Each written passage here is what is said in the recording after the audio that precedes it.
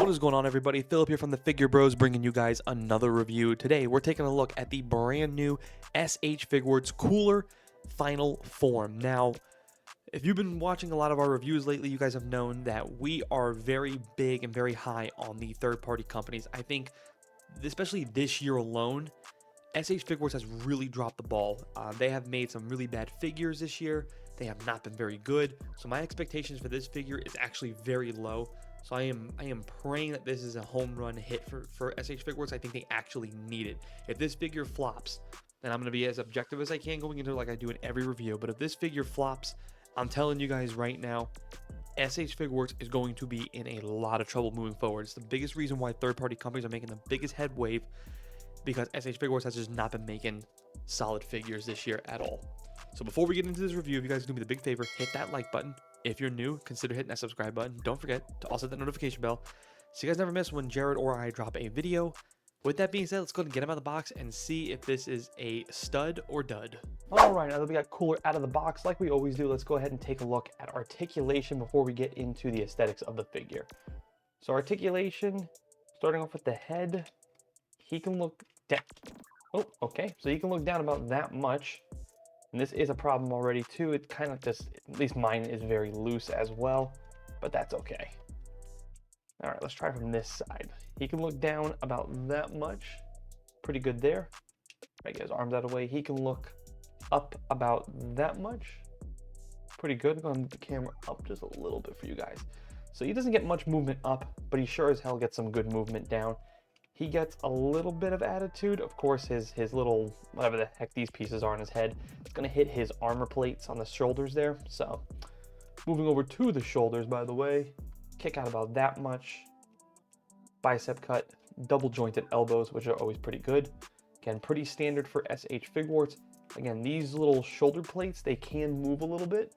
So they're kind of attached from the inside here, and I don't know if they're attached to the back as well. They are. So they have like a pretty much some articulation to them as well. Butterfly joint, we actually get a pretty decent butterfly joint, as you guys can see. So the arm can come out all the way over here, and then it can cut back in about that much. So he does get some pretty good range of motion on the inside, which is really good, and it really helps move the joints around a lot too. So definitely can help him punch inwards and stuff like that, which is good for posing. Ab crunch, pretty impressive ab crunch actually. We actually get a pretty decent one there. So I can crunch down about that, and it can go backwards about that much, which is really impressive. For the splits, going into the legs, really good splits. So far articulation is really good. Let's go ahead and get back. Kick out about that much. Kick back about that much, so very impressive. We get a thigh cut, of course, as you guys can see. And we get what looks to be like double jointed, but you guys can see those like ankle brace right there pretty much with all his gems and stuff. Don't allow him to kick all the way up, but we still get a good 90-degree out of it. Ankle rocker. Oop. I'm gonna put that foot back on. Ankle rockers are okay, not the greatest, and it can't really kick up, but it can go down about that much. So all in all, articulation is actually really good here for a figure of this size and magnitude. So let's go ahead and talk about the aesthetics of the figure, the detail of him. I mean, I gotta be honest with you guys, it looks pretty good. It's a clean paint job here. I love all the scratches that we have right here on his plates. I love his gems, very shiny throughout his whole body. And I love the shading of the purple on the inside, like that black and gray shading on the inside of his muscles to definitely give him some little more definition. For one of his accessories, it does come obviously with a tail, which pops in very well right there. And the design of the tail is pretty good. It also has a ball joint right there and a ball joint right there. I didn't want to do the articulation with it because when he has the tail, of course, he is very difficult to stand with it. So if you try to stand him up regularly like this, he falls down. Without the tail, he has very good balance. So for the sake of the video, I'm just going to keep that off because he does have some pretty damn good balance without it. As you guys can see, real simple. One gripe I do have about the look and design of this figure is here is Goku standing right in front of him. So I want to put it like this so you guys can see how much taller Cooler really is. So if you remember in the anime, Cooler is definitely way taller than this, but I'm not too angry about it. I wish he was a little bit taller. It's still pretty good for his size, so I'm not killing it too much. There is one more gripe that I do have that we'll talk about here in a minute, but I do want to give you that really nice size side-by-side comparison. So here, see, we have an SH Figuarts Goku. So it's a really, really, really good comparison. I do wish he was just a little bit taller. I wish he was about right up to here on Goku. Just a little bit more. I'm talking about half an inch more. I think it would have been perfect. But again, I'm not going to crucify them over that. Still really good. The aesthetics of this figure is damn good. Of course, we get a little bit of, like, I think, over-engineering how their proportions always are. I mean, that's just standard SH Figuarts. There's not really a whole lot I can do to change that. Something I wish hopefully they take a look at in the future. But I still think pretty good. I mean, the detailing on here is just really good. It's just really good, guys. So I'm very impressed with the detail overall, and I like it a lot.